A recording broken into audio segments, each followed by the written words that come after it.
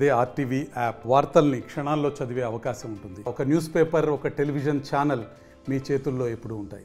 వ్యవస్థలను బస్టుపట్టించి దిగజారుడు రాజకీయాలతో ఆనాడు ఉన్నటువంటి అనేక మంది పతనావస్థకు వెళ్ళిపోయారు. రాజకీయాల్లో ఇవాళ మళ్ళా కోలుకోలేనటువంటి స్థితికి దిగజారారు.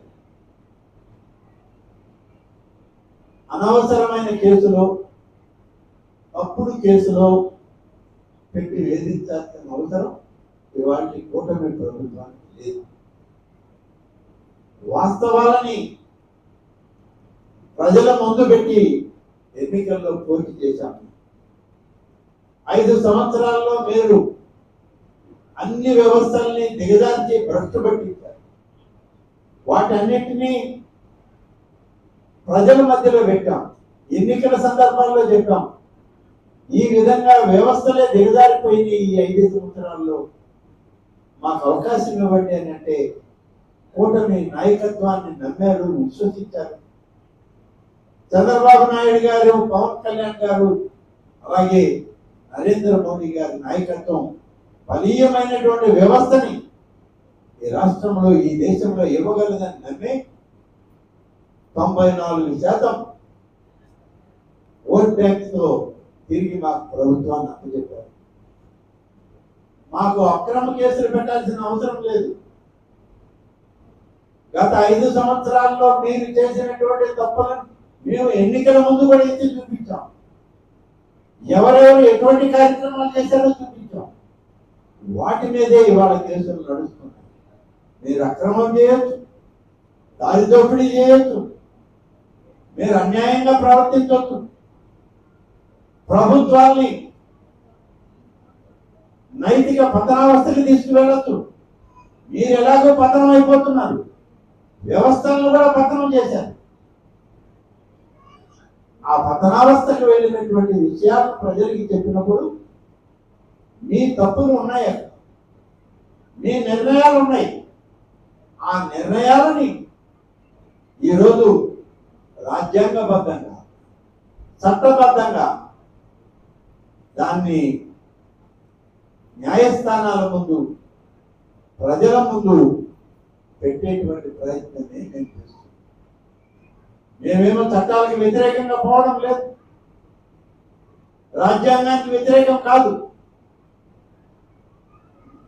కాబట్టి మేము న్యాయస్థానాలని, న్యాయ శాస్త్రాలని అన్నిటినీ పరిగణలోకి తీసుకుని ఎవరి మీదైనా ఏదైనా కేసు పెడితే ఆ కేసు ఉంటుందే తప్ప అన్యాయంగా ఎవరి మీద కేసు పెట్టే పరిస్థితి లేదు.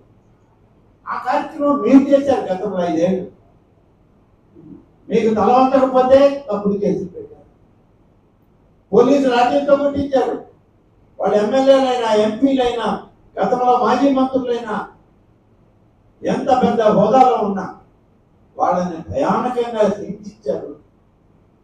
భయానకంగా వాళ్ళని మీరు లాఠీలతో కొట్టించి కేసులు పెట్టి వాళ్ళని మరి సభ్య సమాజం ఓర్చుకోలేని పరిస్థితి తీసుకుంటారు.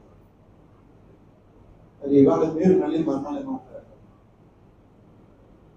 ఎప్పుడో ఒక మంచి కార్యక్రమం అది ఎందుకనో వాళ్ళ నరాల్లో జీర్ణించుకుపోయింది. వాళ్ళకి దీని పట్ల మంచి ఆలోచన లేదు, అవగాహన లేదు.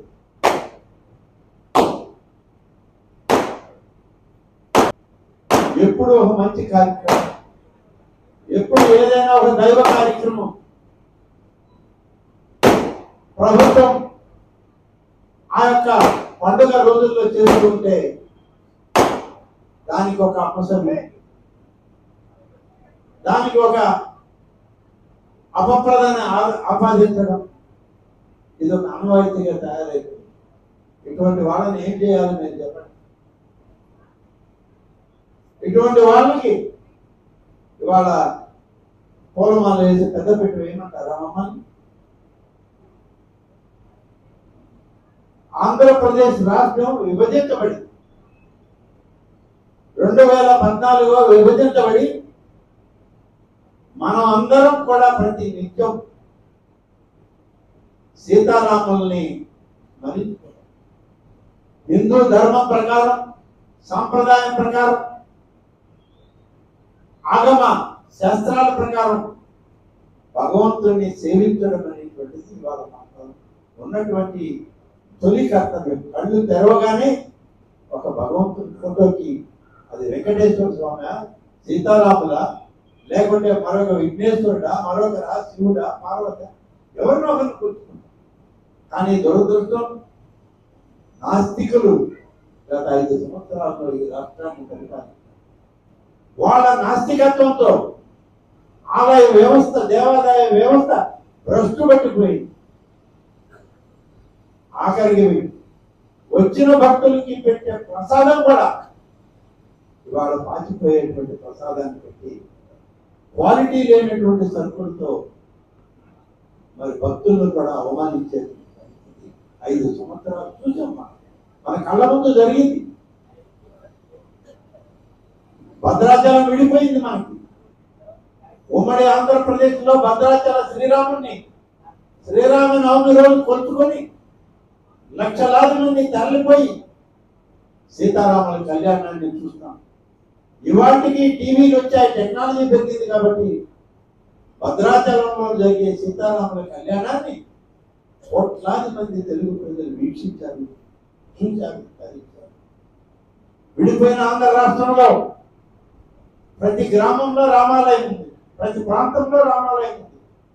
అయినా ప్రభుత్వ పండగగా చేయడానికి భద్రాద్రి రాముడు మనకు లేడే అని బాధపడేటువంటి సందర్భంలో 2014లో కొత్త రాష్ట్ర ప్రభుత్వం ఏర్పడ్డదా ఆనాడు ముఖ్యమంత్రిగా ఉన్నటువంటి చంద్రబాబు నాయుడు గారు ఒకటే ఆలోచించారు,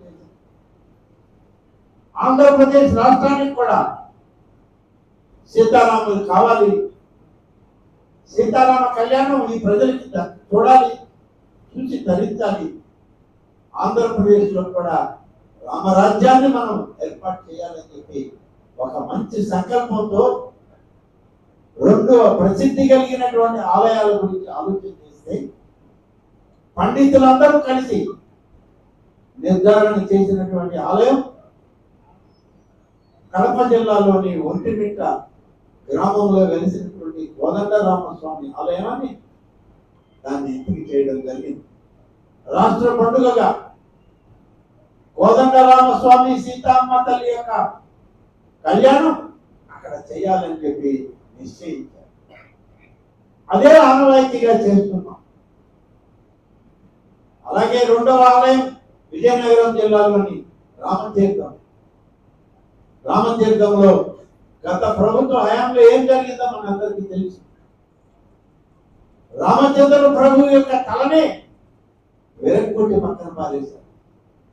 ఇది వాళ్ళకు ఉన్నటువంటి హైందవ సంస్కృతి పట్ల, హిందూ ధర్మం పట్ల, సనాతన ఆచారాల పట్ల వాళ్ళకున్న గౌరవం, మర్యాద. కేసులు పెట్టి చేతులు జారుతున్నారు. అంతర్వేది లక్ష్మీ నరసింహస్వామి ఆలయంలో రథాన్ని తగలబెట్టారు. ఎవరు చేశారని అంటే ఒక పిచ్చివాడు తేనె తొట్టిని తీసేయడానికి చేసిన ప్రయత్నంలో రథం కాలిపోయిందన్న చేసి తీసేశారు. కొత్తపేటగుంటలో శ్రీ వెంకటేశ్వర స్వామి ఆలయంలో ఉన్నటువంటి రథం తగలబడిపోతే ఒక పిచ్చివాడు తగలబెట్టాడని పిచ్చివాడి మీద పెట్టారు. నాయుడుపేటలో ఉన్నటువంటి శ్రీ ఆంజనేయ స్వామి విగ్రహం ఎందుకు ధ్వంసమైందని అడిగితే ఒక తాగుబోతు భర్త మొబైల్ ఫోన్లో శ్రీకాకుళం ప్రాంతంలో ఉన్నటువంటి తన సతీమణితో మాట్లాడుతూ ఆమె మాటలకి తన కోప్పడి ఆంజనేయ స్వామిని ధ్వంసం చేశాడని చెప్పి పోలీసులు కేసు చేసేటువంటి పరిస్థితి. ఇది గత పాలకుల యొక్క పరిపాలన. ఇంత నిర్లజ్జగా ఆలయ వ్యవస్థని, దేవాదాయ వ్యవస్థని నాశనం చేయడానికి కోరుకున్నటువంటి వ్యక్తులు వారు. నిన్న కోదండ స్వామి ఆలయం కళ్యాణం జరగడానికి ప్రభుత్వం తలపెట్టి 5వ తారీఖు నుంచి జరుగుతుంది. నిన్న కళ్యాణం పట్టు వస్త్రాలు తలంబ్రాలు ఇవ్వడానికి గౌరవ ముఖ్యమంత్రి చంద్రబాబు నాయుడు గారికి రాష్ట్ర ప్రభుత్వ ప్రతినిధిగా అక్కడికి వస్తున్నారంటే నిన్న ఉదయం ఒక అభూత కల్పనతో ఒక ప్రకటన చేస్తారు. ఎంత సిగ్గుమాలిన చర్య అంటే ఒక్కటి కూడా వాస్తవం లేదు. అవాస్తవాలని వాస్తవాలుగా చూపించి ప్రజల మనసుల్ని మార్చడానికో వాళ్ళ దృష్టిని మరల్చడానికో ఒక దుర్మార్గపు చర్య చేపట్టారు. నేను అడుగుతున్నా, మీరు చెప్పింది వాస్తవమే అయితే గడిచిన 5 సంవత్సరాల్లో కోదండరామస్వామి యొక్క కళ్యాణం సీతమ్మ వారితో జరిగేటప్పుడు మీ నాయకుడు ఎన్నిసార్లు ప్రభుత్వ ప్రతినిధిగా అక్కడికి వచ్చాడు? సతీ సమేతంగా వచ్చి పట్టు వస్త్రాలు ముత్యాల తలంబ్రాలు అమ్మవారికి అందించారో చెప్పండి. తన సొంత జిల్లా అన్నాడు ఉన్నటువంటి ముఖ్యమంత్రికి తన జిల్లాలో ఉన్న కోదండరామస్వామి ఆలయ కళ్యాణానికి రాలేనటువంటి పరిస్థితుల్లో నువ్వు ముఖం చాటేసి వెళ్ళిపోయి ఇవాళ హైందవ సంస్కృతి గురించి మాట్లాడతావా? హిందూ ధర్మాన్ని గురించి మాట్లాడతారా? మీకు ఎవరిచ్చారయ్యా? హిందూ ధర్మం హైందవ సంస్కృతిని మంటగల్పాలని చూసిన వాళ్ళల్లో మీరందరూ ఉన్నారు. మీరు ఏ ఒక్కరు తప్పించుకోలేదు. భగవంతుని దృష్టిలో మీరు అందరూ ఉన్నారు కాబట్టి 5 సంవత్సరాల తర్వాత పుట్టగతులు లేనటువంటి వ్యవస్థ దిగదార్చి వేసింది మిమ్మల్ని. మీకు రాజకీయ వ్యవస్థలో ఇక భవిష్యత్తే లేదన్న తీరులో ఈ రాష్ట్ర ప్రజానీకం ఆ భగవంతుడే ప్రజల్లో ఆ తీర్పు ఇప్పించారు. ఇంకా మీరు మాట్లాడుతున్నారు. గోమాత, అమ్మ, ఆహా ఎంత బాగా పదాలు మాట్లాడారండి. ఇవాళ గోమాత అనడం మాకు చేత కాదా? లేకుంటే ఇక్కడ ఉన్నటువంటి హిందువులకి, లేకుంటే ఆంధ్రప్రదేశ్ రాష్ట్ర ప్రజలకి, తెలుగు ప్రజలకి గోవులన్నా, గోమాత అన్నా, అమ్మన్నా గౌరవం లేదా? మరి అంత లేదు. నువ్వు ఒళ్ళు వేసి చెప్పావే. ఆ గోమాతకి, ఆ అమ్మకి మీరు ఇచ్చిన విలువే. మీ హయాంలో జరిగినటువంటి అపభ్రతపు పనులన్నీ ఎలా జరిగాయో ఒకసారి మీరు వెనక్కి తిరిగి ఆలోచించుకోరా? అమ్మ, ఆ అమ్మే చెప్పింది కదా, నాకు ఎలా పుట్టాడో అర్థం కావడం లేదని. నేను నాయకుడు పత్రికల్లో ప్రకటన వినలేదా, చూడలేదా? తల్లి గర్భశోకం నుంచి వచ్చినటువంటి మీరు ఇవాళ అమ్మ గురించి ఏం మాట్లాడతారు? అమ్మని, చెల్లిని మర్యాదగా గౌరవంగా చూడలేనటువంటి మీ నాయకుడికి చేసే మీరు ఇవాళ మీ హైందవ ధర్మాన్ని, హిందూ శాస్త్రాలను, ఆగమ పాండిత్యాన్ని నీ మాటల తలుపు వెలుగులో బ్రదర్ కరుణాకర్ మాట్లాడిన విధంగా మాట్లాడటం ఇక్కడ ఎవరు మెచ్చడం లేదు. కాబట్టి ఇకనైనా మీరు మార్చుకోండి. మీరు తప్పు తెలుసుకోండి. మిమ్మల్ని ఇంకా విశ్వసించేటువంటి వ్యవస్థ, కుటుంబాలు ఈ రాష్ట్రంలో లేవు. కాబట్టి ఆంధ్రప్రదేశ్ రాష్ట్ర ప్రజలకు హైందవ ధర్మాలు తెలుసు, హైందవ సూత్రాలు తెలుసు, హిందూ మతం, హిందూ ధర్మం, ఆగమ పాండిత్యం, సనాతన ధర్మాలకి విలువ ఇచ్చేటువంటి సమాజంలో మనం ఉన్నాం. కాబట్టి ఇంకా ఆ సంస్కృతి, సంస్కారం బతుకులు. తప్పు చేస్తే ఏ ఒక్కరిని ఈ ప్రభుత్వం వదిలిపెట్టదు. అక్రమంగా అరెస్టులు చేసే పరిస్థితే లేదు ఎవరిని. తప్పు నిర్ధారణ అయితే గడిచిన 5 సంవత్సరాల్లో మీ దోపిడీ, దొంగతనం, మీ దౌర్జన్యం, మీ అక్రమం, మీ దుర్మార్గం సాక్ష్యాలతో దొరికితే మాత్రం ఏ ఒక్కరిని విడిచిపెట్టేది లేదు. కృష్ణ జన్మస్థానం తప్పదు, మీకు కటకటాల్లో లెక్క పెట్టాల్సిందే మీరందరూ. కాబట్టి ఏ ఒక్కరిని ఈ ప్రభుత్వం చట్టాల పరంగా క్షమించదు. మరిన్ని వీడియోస్ కోసం ఛానల్ ని సబ్స్క్రైబ్ చేయండి, లేటెస్ట్ అప్డేట్స్ కోసం వాట్సాప్ ఛానల్ ని ఫాలో చేయండి అండ్ లింక్ డిస్క్రిప్షన్ లో